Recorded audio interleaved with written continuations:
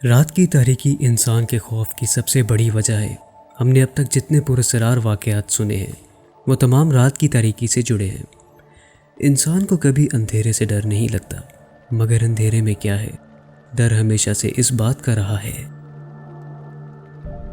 ویران علاقہ، گھنا جنگل اور خاموش قبرستان، یہ تین ایسی جگہیں ہیں جہاں انسانوں کا گزر تو ہوتا ہے، مگر انہی جگہوں کو جب رات اپنی تاریکی میں لیتی ہے تو انسان یہاں جانے سے گریز کرتا ہے۔ ایسا کیا ہے جو انسان کو رات کے پہر ایسی جگہوں پر جانے سے روکتا ہے؟ وہ باتیں جو ہم بچپن سے سنتے آئے، یا پھر کچھ ایسا جو نظروں کے سامنے نہیں آتا مگر محسوس ہوتا ہے؟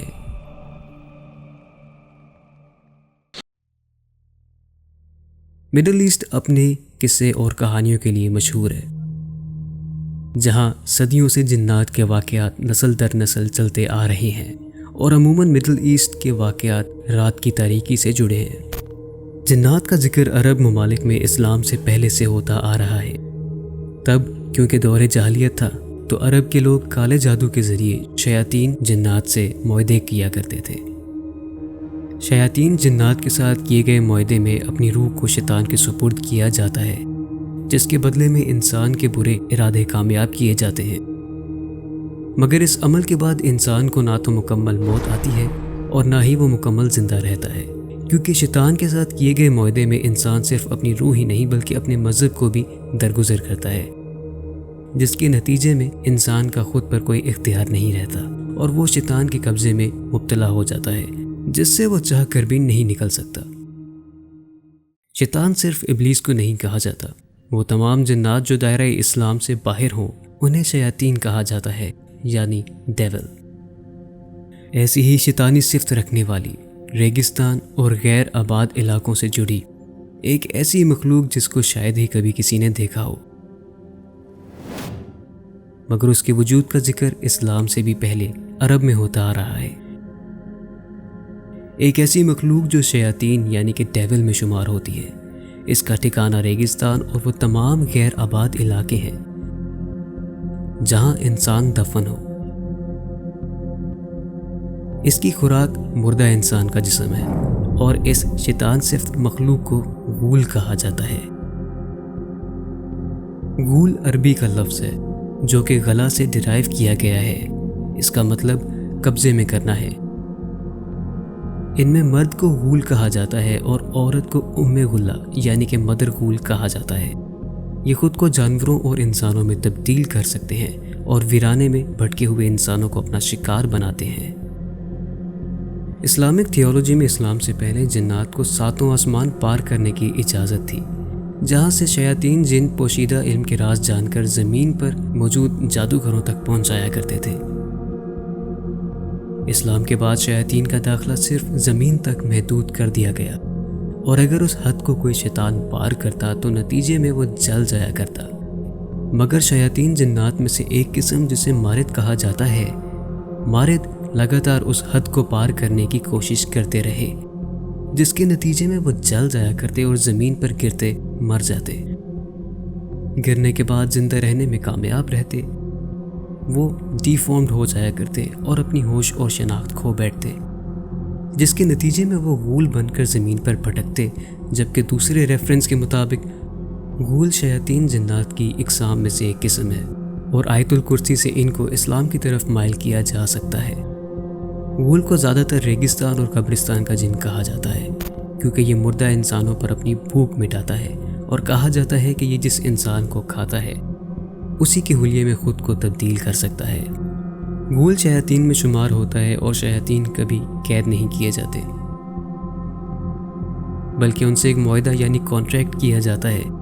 اس کانٹریکٹ میں شیاطین انسان سے نازیبا اور غلط اعمال کرواتے ہیں، جن میں انسانی بچوں کی قربانی سے لے کر کسی بھی نازک نوعیت کا کام کروایا جاتا ہے، حتیٰ کہ انسان کی روح کا سودا بھی ہو جاتا ہے، جس میں انسان اپنی روح شیطان کے سپرد کرتا ہے، اور بدلے میں شیاطین جن انسان کا کام انجام دیتے ہیں۔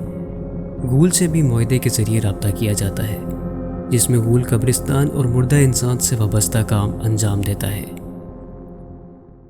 2018 میں غول کے نام سے نیٹ فلکس پر ایک منی سیریز ریلیز کی گئی تھی جس میں بتایا جاتا ہے کہ کیسے بلڈ کانٹریکٹ کے ذریعے انسان غول کے ساتھ رابطہ کر سکتا ہے، اور یہ کہ اس بلڈ کانٹریکٹ کے بعد انسان جب اپنا کوئی بھی کام غول کے ذریعے کروانا چاہتا ہے تو غول بیسیکلی اسی کو مار کر اس کا حلیہ اختیار کر لیتا ہے، یعنی کہ اس کی شکل میں شیپ شفٹ کر لیتا ہے۔ پر سوال جہاں تک غول کی حقیقت کا ہے تو 1990 میں گلف وار کے دوران امریکہ اور سعودی عربیہ جب مل کر عراق کے خلاف آپریشنز کر رہے تھے، ان آپریشنز میں سے ایک آپریشن ڈیزرٹ سٹارم کے نام سے جانا جاتا ہے۔ آپریشن میں رونما ہونے والا ایک ایسا واقعہ کچھ ایسے سوال چھوڑ گیا کہ جن کے جواب آج تک انسانی عقل تسلیم نہیں کر پا رہی۔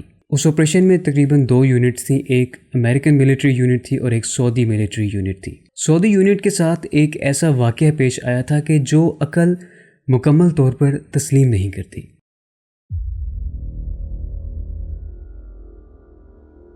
1990 میں گلف وار کے دوران عراق کے خلاف امریکہ اور سعودی عربیہ کی جانب سے کیا گیا ملٹری آپریشن ڈیزرٹ سٹارم کے نام سے۔ امریکن ملٹری اور سعودی ملٹری 2 یونٹس میں ڈیوائیڈ ہو کر عراق کو ٹارگٹ کر رہی تھی۔ سعودی عرب کے یونٹ میں 35 آرمی پرسنل تھے جو کہ اچانک جی پی ایس میپ سے غائب ہو گئے اور نہ ہی ٹریک کیے جا رہے تھے۔ سعودی یونٹ کی تلاش میں امریکن یونٹ سعودی یونٹ کی لاسٹ لوکیشن پر جا پہنچا، جہاں انہیں ڈھیروں بلیٹ شیلز کے درمیان سعودی یونٹ کی کچھ لاشیں ملیں۔ ان لاشوں کو دیکھ کر امریکن یونٹ دنگ رہ گیا تھا، کیونکہ جس طرح سے ان لاشوں پر گوشت نہ ہونے کے برابر تھا، لگ رہا تھا کہ جیسے کسی جنگلی جانور کا حملہ ہو۔ جب باقی کی یونٹ کو تلاش کرنے کے لیے امریکن یونٹ رواں ہوا تو سعودی یونٹ کی لاسٹ لوکیشن سے 80 کلومیٹر دور باقی کے سعودی یونٹ کی لاشیں مل گئیں، مگر ان کی حالت بہت غیر معمولی تھی۔ وہاں صرف ان کے ڈھانچے موجود تھے جو کہ بری طرح ٹوٹے ہوئے تھے، اور معلوم ہو رہا تھا کہ جیسے کسی نے بے حد بری طرح سے انہیں مارا ہو اور پھر انہیں کھا لیا گیا ہو۔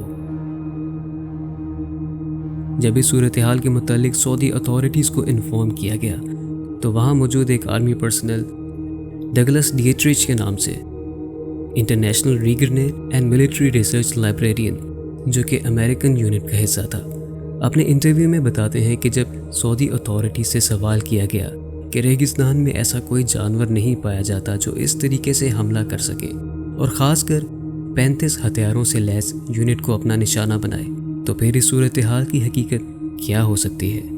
اس کے جواب میں وہاں موجود سعودی پولیس ڈپارٹمنٹ کے ایک بندے نے جواب دیا کہ جس طریقے سے سعودی یونٹ کو مارا گیا ہے وہ کسی جانور کا کام نہیں ہے۔